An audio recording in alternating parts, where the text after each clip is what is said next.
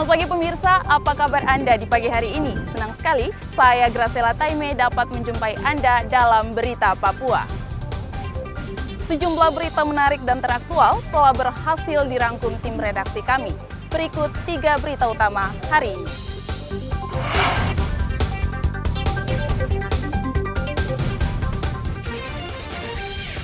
Dua warga tewas ditembak kelompok kriminal bersenjata di Pegunungan Bintang. Kibarkan bendera bintang Kejora, Polres Manokwari tetapkan 3 orang tersangka makar.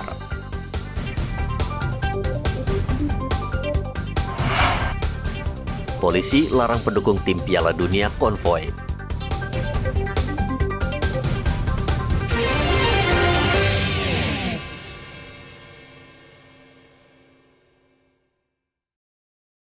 Enam warga Kampung Mangai, Pegunungan Bintang menjadi korban penembakan KKB pada Senin lalu. 2 dari 6 korban penembakan tewas, sementara 4 korban lainnya selamat dan mengungsi di Polsek Oksibil. Ke-6 korban penembakan bekerja sebagai pengojek. Kabid Humas Polda Papua Kombes Ahmad Mustafa Kamal mengatakan, aparat gabungan TNI Polri sejak kemarin tengah menuju lokasi penembakan untuk mengevakuasi korban. Mereka tiba-tiba melakukan penganiayaan dan bahkan melakukan pembicaraan terhadap beberapa orang di sana. Ada 6 orang sempat cerai-berai. Dari 6, 2 orang meninggal dunia. Kemudian 3 orang sempat dibantu oleh warga masyarakat. Kemudian diantar ke kantor polisi dan 1 orang sudah mengamankan. Jadi 4 orang selamat, 4 orang saat ini di kantor polisi dan 2 meninggal dunia. Kami dari kepolisian itu baru dapat informasi sekira pukul 15.30. Jadi saat itu juga laporan, kemudian Polres Oksibil, Pegunungan Bintang bersama rekan-rekan TNI dan Satgas Damai Karten menuju lokasi untuk memastikan peristiwa itu terjadi atau sekaligus melakukan evakuasi terhadap korban yang meninggal dunia. Jadi kita dari rekan-rekan kami yang ada di Polres Pegunungan Bintang dapat laporan dari masyarakat.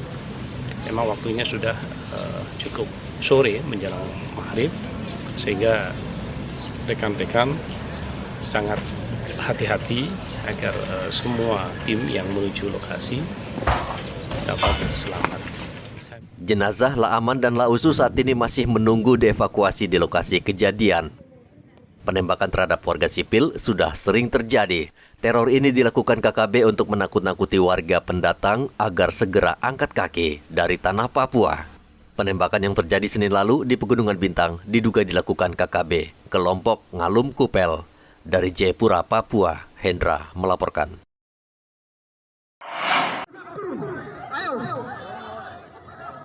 Polres Manokwari masih menyelidiki kasus makar yang dilakukan Organisasi Kemerdekaan Papua Barat yang pekan lalu membawa atribut bendera bintang Kejora.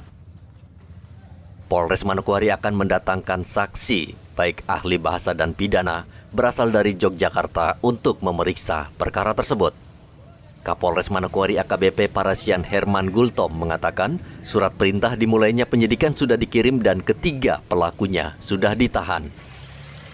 Menurut Parasian, polisi saat ini masih melengkapi berkas tahap 1 di Kejaksaan. Dari hasil pemeriksaan, dari 15 itu 3 orang kita tetapkan memenuhi unsur di pasal Undang-Undang KUHP tentang makar, ya, pasal 106. Dan 3 orang kita tetapkan sebagai tersangka hari ini, baru saja selesai gelar anggota. Hari ini 3 orang kita tetapkan sebagai tersangka. Dan kepada yang lain tentunya 12 yang lain kita tetapkan status sebagai saksi. Inisial dan perannya, Pak.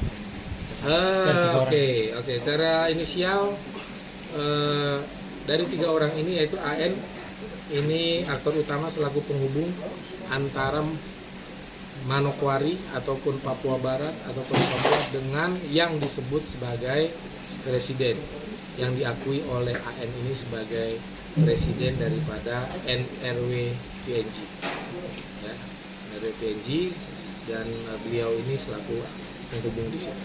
Kemudian yang kedua adalah YK selaku koordinator aksi tadi malam, ya, kemudian AB ini selaku penghubung aksi dengan masyarakat.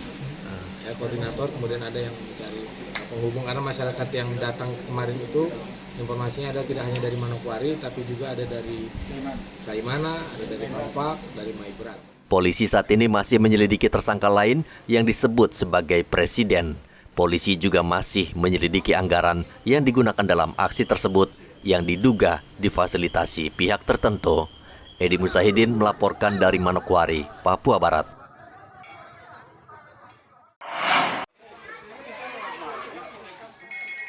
Sekolah Dasar YPPK Kelapa 5 Merauke, Papua Selatan yang terletak di Jalan Kelapa 1 Selasa kemarin disatroni maling. Pelaku masuk dengan cara merusak plafon atau atap sekolah. Berbagai alat elektronik yang tersimpan di dalam lemari sekolah seperti infocus, kamera, dan lain-lainnya terlihat berantakan dan berada di luar lemari. Pelaku diduga tidak bisa membawa seluruh peralatan tersebut, hanya jam dinding yang dicuri pelaku. Jam berapa datangnya tadi pagi? Saya tadi pagi datang kurang 15 menit jam 7. Nah, terus Ibu Guru lihat seperti apa ini? Ya, Ibu Guru lihat apa seperti apa kantornya? saya datang itu lihat ini nih sudah terbuka. Ada kursi mereka taruh di tiang ini. Kemudian mungkin mereka panjat lewat kursi itu kan. Terus plafonnya itu memang mereka bongkar taruh di situ sudah. Di situ ya. Lalu pintu besi ini mereka hanya buka dia punya grenel bagian bawah itu. Baru dorong keluar. Tapi mereka tidak bisa kasih keluar karena kita gembok toh. Oh, gitu.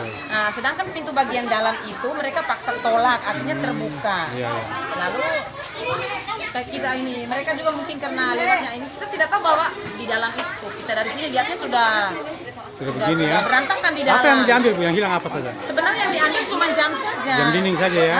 Tapi yang infokus apa semua yang kita simpan di dalam lemari itu mereka kasih keluar taruh di atas meja. Tapi tidak dibawa keluar, kemungkinan karena mereka tidak bisa Keluar ya. tidak bisa bawa keluar karena berat kan. Linter juga kan tetap gitu. Sedangkan kita punya buku apa semua dalam meja-meja itu, laci-laci meja itu dibongkar semua. Dibongkar semua ya. Pimpinan sekolah sudah melapor dan polisi akan mengusut kasus ini dan menangkap pelaku. Muhammad Ridwan melaporkan dari Merauke, Papua Selatan.